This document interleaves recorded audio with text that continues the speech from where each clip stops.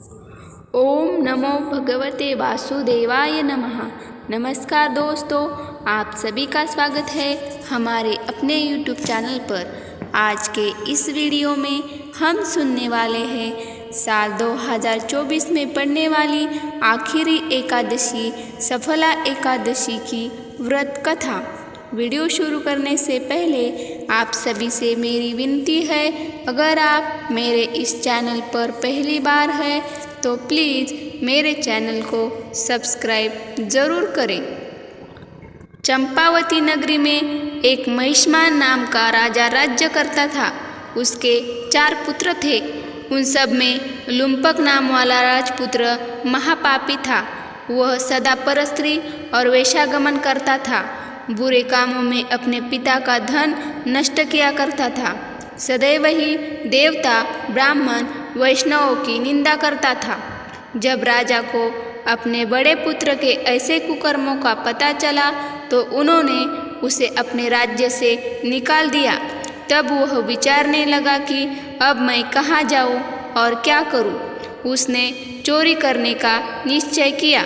दिन में वह वन में रहता और रात्रि को अपने पिता की नगरी में चोरी करता। प्रजा को तंग करने और उन्हें मारने का कुकर्म करता। कुछ समय सारी नगरी भयभीत हो गई। वह वन में रहकर पशु को मारकर खाने लगा। नागरिक और राज्य के कर्मचारी उसे पकड़ लेते, परंतु राजा के भय से छोड़ देते थे। वन में एक अति प्राचीन विशाल पीपल का वृक्ष था। लोग उसकी भगवान के समान पूजा करते थे। उसी वृक्ष के नीचे वह महापापी लुम्पक रहता था। इस वन को लोग देवताओं की क्रीड़ास्थली मानते थे। कुछ समय के बाद पौष कृष्ण पक्ष की 10वीं के दिन वह वस्त्रहीन होने के कारण शीत के चलते सारी रात्रि सो नहीं सका। उसके हाथ पैर अकड़ गए। सूर्योदय होते होते वह मूर्छित हो गया।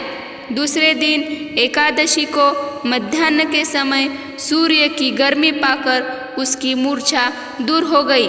गिरता पड़ता वह भोजन की तलाश में निकला। पशुओं को मारने में वह समर्थ नहीं था। पेड़ों के नीचे गिरे हुए फल उठाकर वापस उसी पीपल वृक्ष के नीचे आ गया। उस समय भगवान सूर्य अस्त हो चुके थे। वृक्ष के नीचे फल रखकर कहने लगा, हे भगवान, अब आपके ही अर्पण है ये फल, आप ही तृप्त हो जाइए। उस रात्रि को दुख के कारण रात्रि को भी नींद नहीं आई।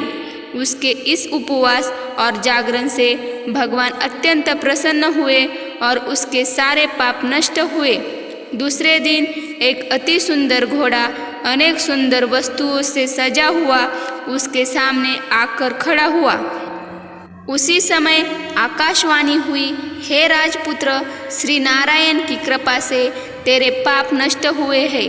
अब तू अपने पिता के पास जाकर राज्य प्राप्त कर। ऐसी वाणी सुनकर वह अत्यंत प्रसन्न हुआ और दिव्य वस्त्र धारण करके भगवान आपकी जय हो कहकर अपने पिता के पास गया। उसके पिता ने प्रसन्न होकर उसे समस्त राज्य का भार सौंपा और स्वयं वन के रास्ते चल गया। अब लुम्पक शास्त्रानुसार राज्य करने लगा।